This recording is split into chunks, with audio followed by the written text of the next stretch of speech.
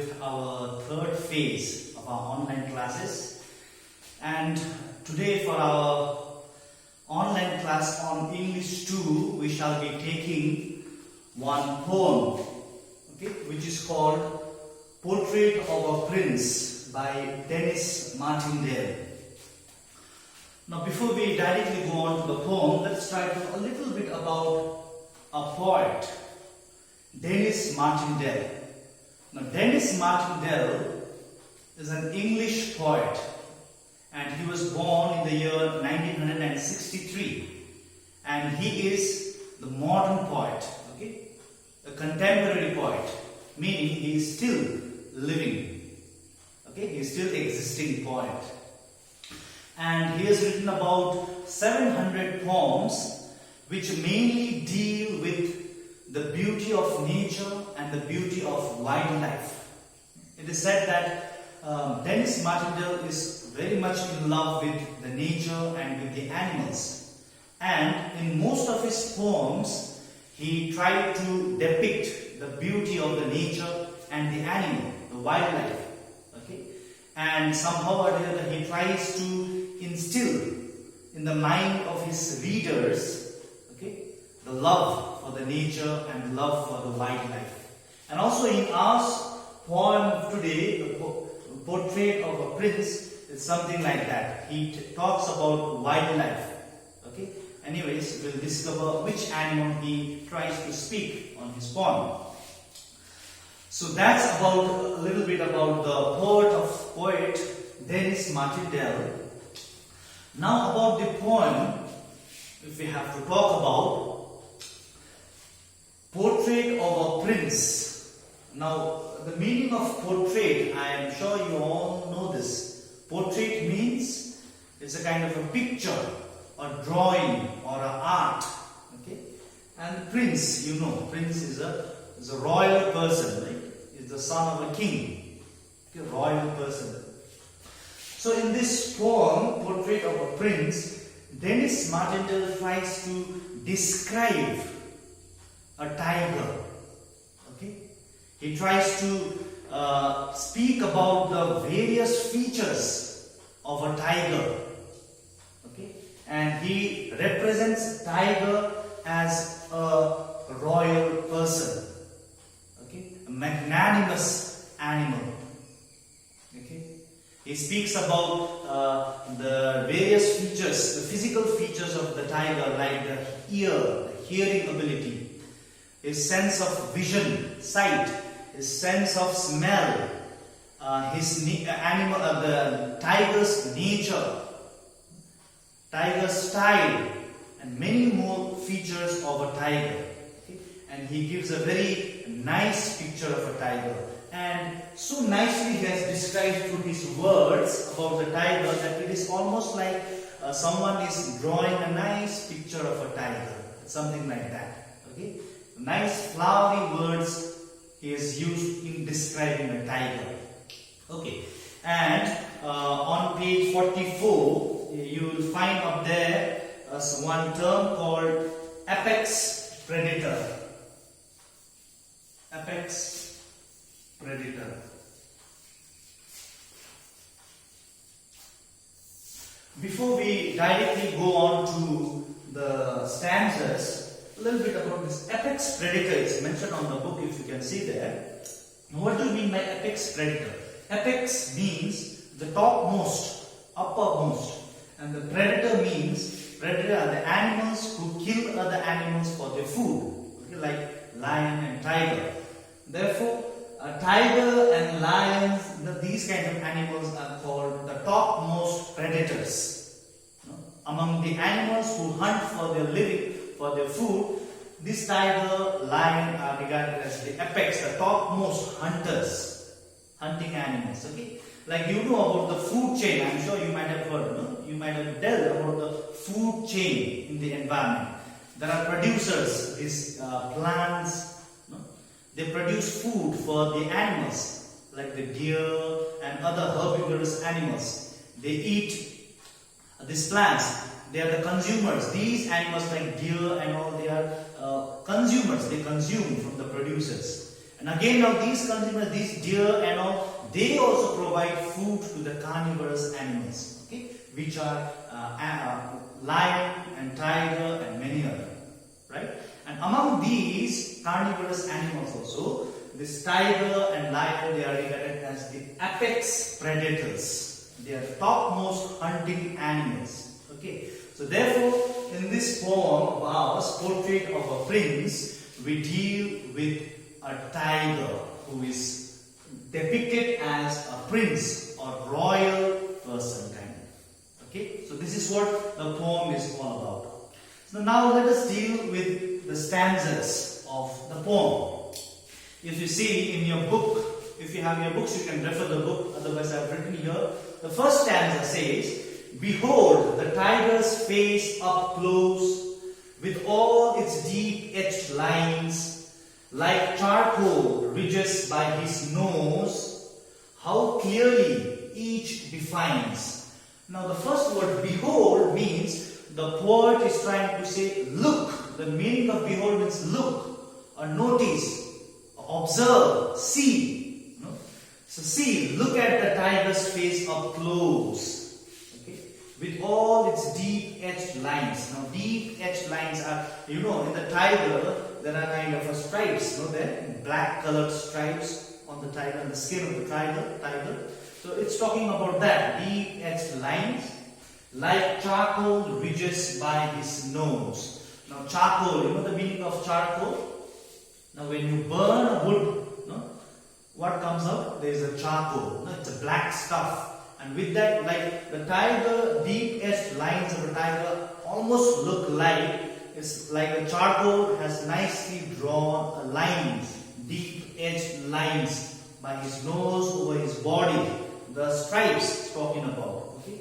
And how clearly each defines, each line, each stripe, no, clearly defines the magnanimity of the tiger, the beauty of the tiger. Very nice, colorful, beautiful it looks, these lines. This is what the first stanza speaks about, okay? Now when we come to the second stanza,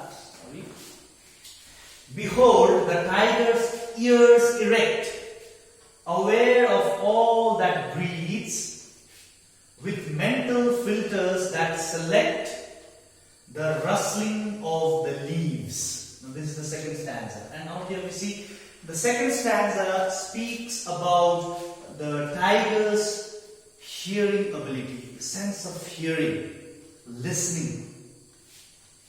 Behold, look at the tiger's ears erect, always straight. Tiger's ears, if you have noticed in the zoos or in the television, tiger's ears are always erect, very sharp, aware of all that breathes. Now, when the tiger's ears are always erect and straight, attentive, it can hear the breathing of the living beings around it. May it be some deer or any danger, some hunters are approaching, or any kind of food that is there around. Any breathing thing, living being can be felt by the ears of the tiger. Very sharp hearing power a tiger has. With mental filters that select the rustling of the leaves. Now what do you mean by mental filters? It's also same as the hearing capacity. This tiger has a very sharp hearing ability, okay, that can select the rustling of the leaves. Now the tiger through its hearing ability can nicely distinguish whether it is just the rustling of the leaves, the crackling of the leaves, or there is some animal, no, which is walking on the leaves. It can identify. Okay, such sharp hearing ability a tiger has. It can hear the breathing of the animals or anything which is in and around tiger, and it can also distinguish whether it is just a rustling of the winds, the leaves by the winds, or some animals are there. Its food is there. It can nicely identify. Very sharp hearing ability. This is what is given in the second stanza. Now out here in the third stanza we have, behold the tiger's eyes that stare as if right through your soul. To challenge you, be wise, beware, take care who's in control. Take care who is in control. Now this third stanza, as you can see, speaks about the eyes or the sense of vision of the tiger. How sharp is it? The third stanza speaks about that. Behold the tiger's eyes that stare. You might have seen the tiger on television, no? Under the zoos. It seems like it is always staring at you, looking very deeply at you, as if right through your soul, as if it is not just looking to you on your face or your body, but it is looking beyond your body, to your soul. What are you thinking? How are you feeling? Everything. No? That is the stare or the look that the tiger gives. Okay? To challenge you, be wise, beware, take care who's in control. And that stare, that deep look challenges you. Okay? To be wise, to be aware, and take care who is in control.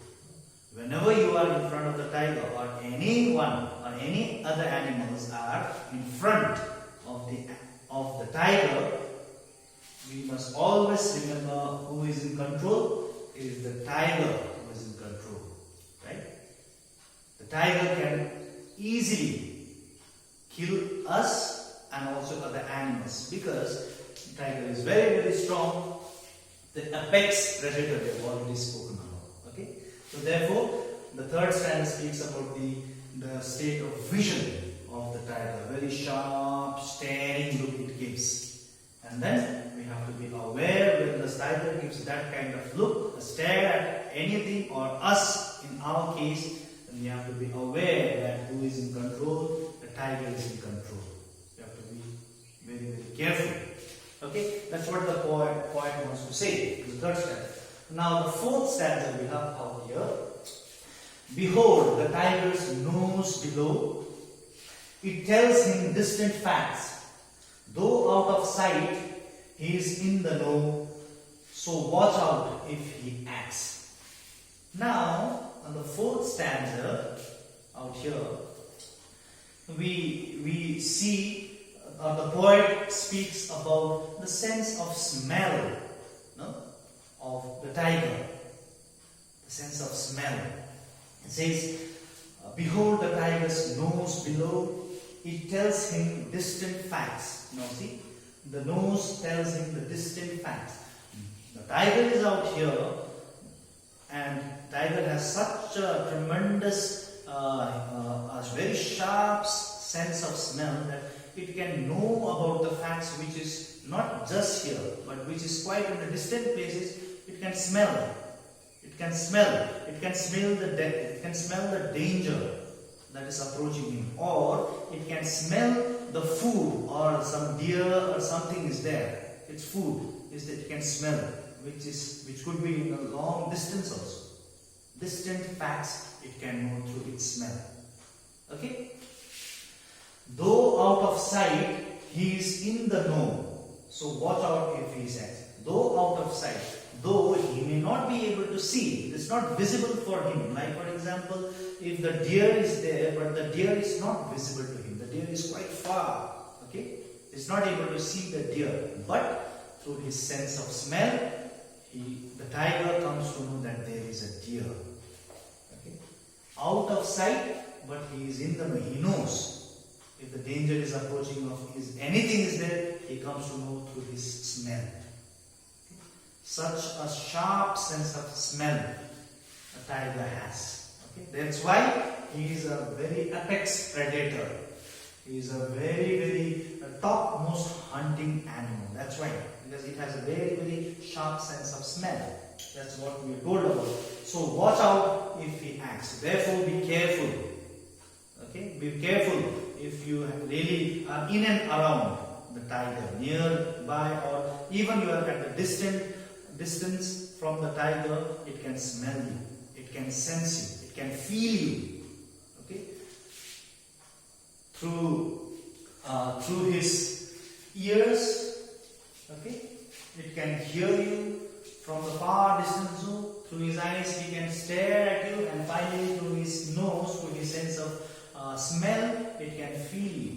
It can sense that you are there. So therefore, be careful with this. That's what the poet wants to say.